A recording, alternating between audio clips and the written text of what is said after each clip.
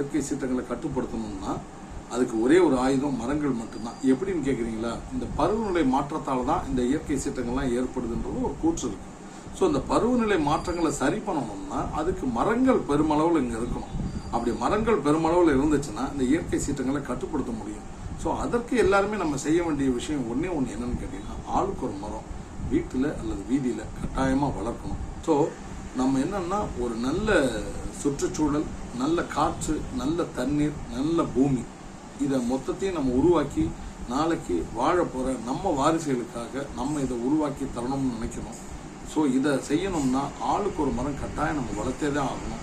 இதை நம்ம எல்லாரும் ஒரு மனுஷனாக இல்லாமல் எல்லாரும் ஒரு கூட்டாக சேர்ந்து ஆளுக்கு ஒரு மரம் வளர்க்கறதுக்கான வேலை செய்வோம்.